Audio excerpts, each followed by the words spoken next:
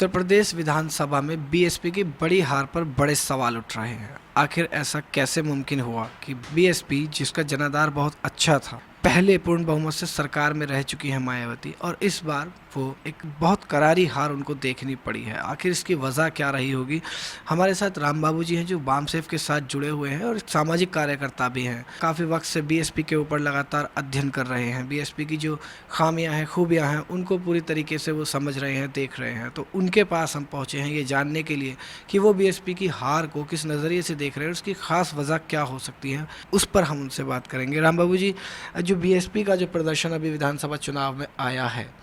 उस प्रदर्शन की वजह क्या देख पा रहे हैं आप? सर, जो इस समय जिस तरह का माहौल उत्तर प्रदेश में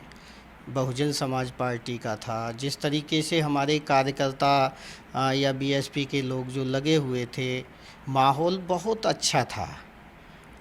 लेकिन कहीं न कहीं हमारा जो दलित वोट है, ओबीसी वोट है, वो कहीं न कहीं दूसरे लोगों के कहने में या किसी तरह का उन्हें इस तरह का मोटिवेशन उधर मिला कि और हमारे कुछ कार्यकर्ता उनको उतना कन्वेंस नहीं कर पाए, गांव-गांव जाकर के मिशन मूवमेंट से जोड़ने वाली बातें थी। तो उसकी वजह से थोड़ा-सा हमारा कार्यकर्ता भ्रमित हुआ। लेकिन फिर भी ये कोई भी मीडिया का आदमी या कोई पूरे देश में ये नहीं कह सकता है कि बीएसपी का जो रिजल्ट है वो इस तरह का निराशाजनक आएगा। तो कहीं न कहीं इसमें जो बहन जी ने जैसे कहा है कि ईवीएम का मामला है, तो उसको हम झुठला नहीं सकते हैं। वो कहीं न कहीं इस बात की सच्चाई को बयां ज़रूर करता है कि जिस तरीके से एक मैं तो सामाजिक कार्यकर्ता की हैसियत से जैसे देख रहा था, पेपर में पढ़ रहा था कि जो माहौल था, इतनी भीड़ दिन प्रतिदिन उमड़ रही थी कि निश्चित तौर पे मीडिया भी ये मान रही थी, पेपर और प्रिंट मीडिया, कि कम से कम यूपी की जो विधानसभा है वो त्रिशंकु होगी। लेकिन जैसा रिजल्ट आया है तो उससे जो लग रहा है कि कहीं न कहीं कुछ इस तरीके की चीज़ें ज़रूर हुई हैं जिससे बीएसपी इस स्थिति में पहुंची है। ईवीएम की अगर बात करें तो उत्तराखंड में भी सरकार बनी है, गोवा में भी बनी है, और भी कई प्रदेशों में ईवीएम से ही सरकार बनी है। तो फिर कैसे मान सकते हैं कि जो यूपी में जो सरकार बनी है वो पूरी तरह से घोटाले से बनी है? फिर इसका मतलब तो ये होगा कि जो बाकी राज्यों में सरकार बनी वो भी घोटाले से बनी है।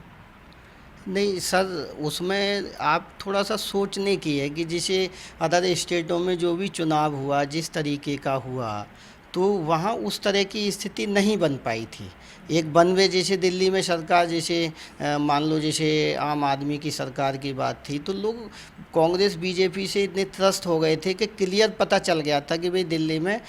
बड़ी भारी मत से जो है आदमी जो है वो आम आदमी की तरफ टर्न हो रहा है। लेकिन यूपी में इस तरह का समीकरण लास्ट स्टेप तक, जो 7वां चरण तक भी यदि आप देखें, तो मीडिया भी ये कहने लगी थी कि यूपी की जो विधानसभा है वो त्रिशंकु बनने जा रही है। और बीएसपी का जो जनाधार है वो बहन जी की रैली वगैरह देख के लग रहा था कि हम पूर्ण बहुमत में नहीं है, तो ये निश्चित था कि हमारे बिना किसी की सरकार नहीं बन सकती थी। तो ये तथ्य हैं, तथ्यों के आधार पे हम लोग इस बात को कह सकते हैं कि कहीं न कहीं, और जो भी बहन जी के सामने जो चीज़ें आई हैं क्लियर हैं, उनके पास जो जानकारियां हैं, तो वो मैं समझता हूं कि वो ऐसी नेता हैं कि वो कभी सच्चाई के साथ ही बोलती हैं। और शायद है कि देश में हमारे जो भी बहुजन समाज की हम राजनीति कर रहे हैं, नेता बहुत हैं एससी एसटी ओबीसी में, लेकिन जो बहन जी वास्तव में बाबा साहब के जो मिशन को, साहब कांशीराम साहब के आंदोलन को जो लेके चल रही हैं, और जितनी निर्भीकता से उन्होंने हारने के बाद में भी जो बातें रखी हैं, तो वो काबिल तारीफ़ हैं। लेकिन इसके साथ साथ हाँ, ये मैं ज़रूर मानूंगा कि कहीं ना कहीं हम लोगों से भी कहीं न कहीं हल्की फुल्की जो चूक हुई हैं, जिससे हमारा जो ओबीसी है या कहीं न कहीं हम उसको कन्विंस नहीं कर पाए, तो हमें ज़मीनी हकीकत को भी समझना पड़ेगा, ये भी सच्चाई है। मैं कुछ नाम आपको ज़रूर बताना चाहूँगा, जैसे बाबू सिंह कुशवाहा, केशव प्रसाद मौर्य हो गए, उसके अलावा नरेंद्र कश्यप हैं, पन्नालाल कश्यप हैं। ये कुछ ऐसे नाम थे जिनको मायावती ने एक झटके में पार्टी से अलग कर दिया। इनके अलग हो जाने का कोई प्रभाव पड़ा है इस चुनाव पर? वैसे ऐसे लोग जो जो भी होते हैं, जहाँ तक आपने जैसे मौर्य जी का नाम लिया, तो मैं समझता हूँ कि जो इमेज या जो पोजीशन उनकी जो बीएसपी में थी, अभी भी विपक्ष में वो लीडर थे, कैबिनेट मिनिस्टर का उनको दर्जा था, लेकिन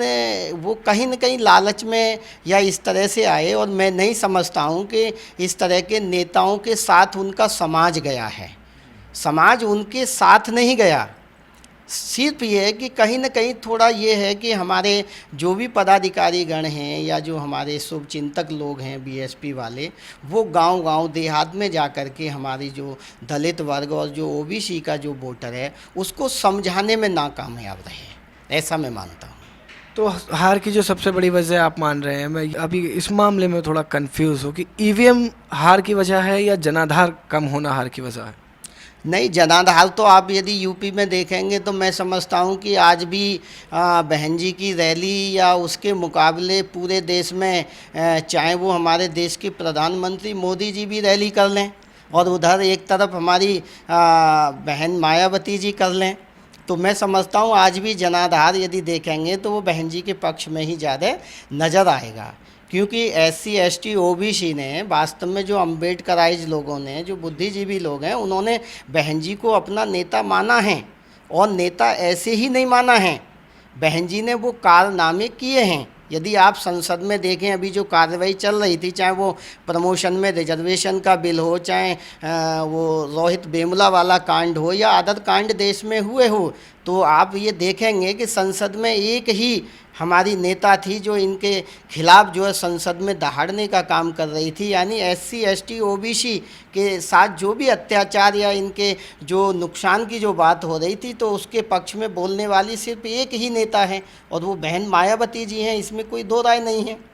लेकिन कहीं ना कहीं जो बहन जी की सोच, बहन जी की जो नीयत है, उस पे हम कोई भी प्रश्न लगाने का कोई मतलब ही नहीं है कि जिन्होंने पूरा जीवन इस मिशन मूवमेंट के लिए लगाया है। हाँ, ये ज़रूर है कि हमारे कुछ पदाधिकारी जो घोड़े गाड़ी वाले जो होते हैं, कुछ सुपर फास्ट नेता बनने वाले लोग हैं, वो नेता बने और उन्होंने ज़मीनी हकीकत को नहीं पहचाना। तो जो बहुजन समाज पार्टी है वो तो सर एक आंदोलन है, एक विचारधारा है, हमारे महापुरुषों की विचारधारा है। और मान्यवर कांसीराम साहब ने जो 1585 का जो फॉर्मूला हमें दिया, तो हम कहीं न कहीं उस 1585 में कहीं न कहीं हल्का सा जो हमारा जो बुद्धिजीवी वर्ग है उसको कहीं न कहीं वो थोड़ा सा नेताओं की वजह से ये दुखी रहा, उनको कहीं न कहीं वो तवज्जो या वो मान सम्मान नहीं मिल पाया, जिससे वो गांव-गांव देहात जा कर के जो हमारी एससी और ओबीसी की जो छोटे छोटे हमारा जो बहुजन समाज में जो आता है, हम उनको समझा नहीं पाए। तो ये मैं कमी मानता हूँ। 2019 के लिए बीएसपी को किस लेवल पर तैयारी करनी चाहिए? कौन सा ऐसा समाज है जिसको ज़्यादा जोड़े और कौन सा ऐसा समाज है जिसको अपने से अलग करने का उसको फ़ायदा मिल सकता है? इस बारे में क्या कहते हैं आप? इसमें तो देखिए, हमारा जो मैंने अभी जैसे कहा कि बहुजन समाज पार्टी एक आंदोलन है, एक विचारधारा है, और ये तथागत गौतम बुद्ध से लेकर के मान्यवर कांसीराम तक जो चली आ रही है। तो जो उनकी जो थीम थी, हमारी जो 1585 की जो लड़ाई थी, तो सबसे पहले हमें उस 85% को तैयार करने की ज़रूरत है। और जब हमारा जो पार्टी का जो बेस वोट है, सबसे पहले हम उसको मजबूत करें, उसकी दुख तकलीफ़ों को देखें।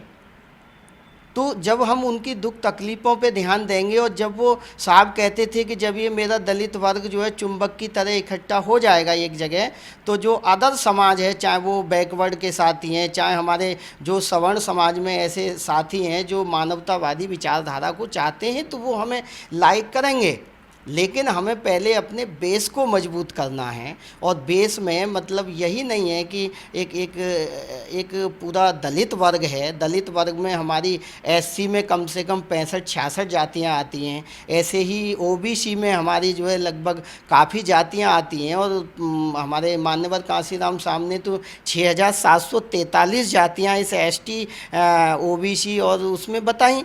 तो हमें उनको एक विचारधारा के आधार पे, और वो विचारधारा डॉक्टर अंबेडकर की विचारधारा है, मानवतावादी विचारधारा है, उसके आधार पे हमें उनको जोड़ना पड़ेगा। और जब तक आदमी विचारधारा से नहीं जुड़ेगा तो वो मैं समझता हूँ कि पार्टी से लंबे समय तक नहीं जुड़ सकता। और यदि जो व्यक्ति विचारधारा से सहमत हो जाएगा, जो हमारा जो आंदोलन है उसमें, वो आंदोलन जैसे परम पूज्य बाबा साहब ने कोई अकेली एक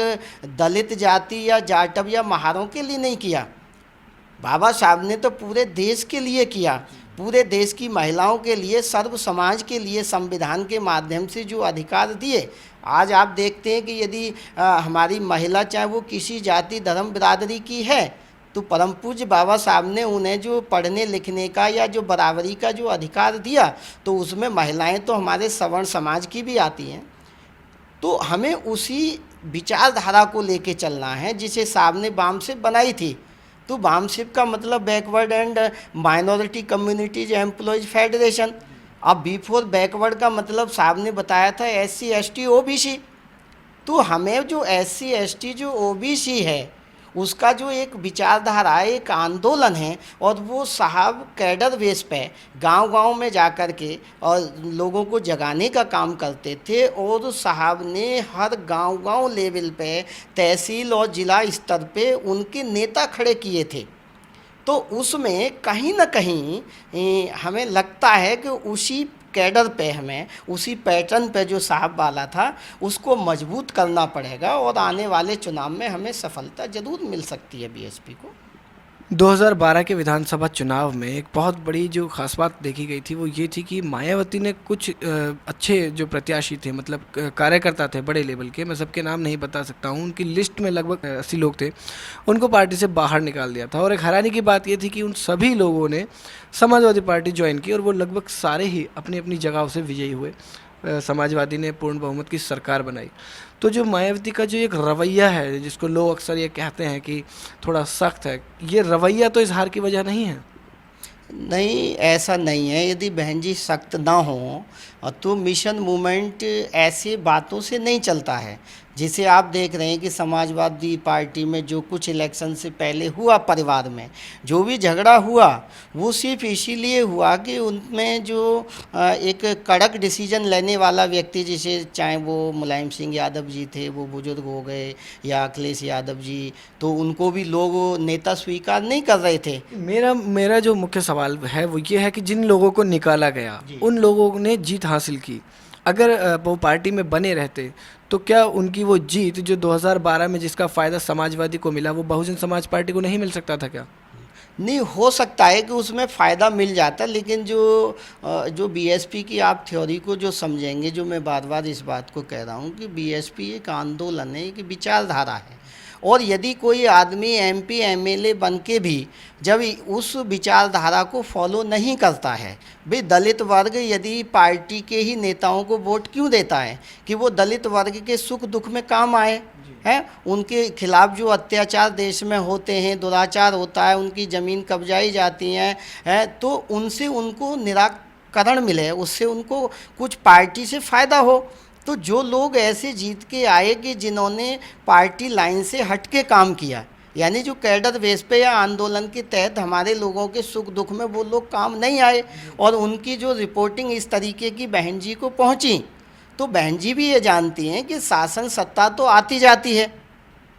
लेकिन जो आंदोलन है जो सदियों से चल रहा है, आज से 2500 बरस पहले से जो आंदोलन चल रहा है, वो आंदोलन फिर भी चलता रहेगा। शासन सत्ता आती हैं जाती हैं, चुनाव होते हैं, होते रहेंगे, और ऐसा नहीं सत्ता फिर आएगी। लेकिन किसी भी चीज़ से हम समझौता कर लेना, मान लो यदि हम उन लोगों से ही समझौता कर लिए, और जबकि उनकी रिपोर्टिंग ये थी कि उन्होंने क्षेत्र में कभी किसी के दुख दर्द में ऐसी दलित जिन्होंने उनको वोट दिया बिठा के उनको विधानसभा में भेजा, लेकिन जब वो कभी काम नहीं आए तो वो निकालने का डिसीजन भी मैं समझता हूँ कि इतना गलत नहीं था।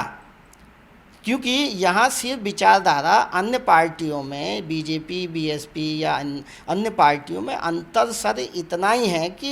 बीएसपी को हमें समझना पड़ेगा कि बीएसपी एक विचारधारा है, एक आंदोलन है, और इसमें कोई भी नेता एमपी एमएलए बने, चाहे उसमें बहन मायावती जी ही हों, यदि वो जब तक मिशन मूवमेंट को खरा उतर रहे हैं तो समाज उनको अपना नेता मानता है।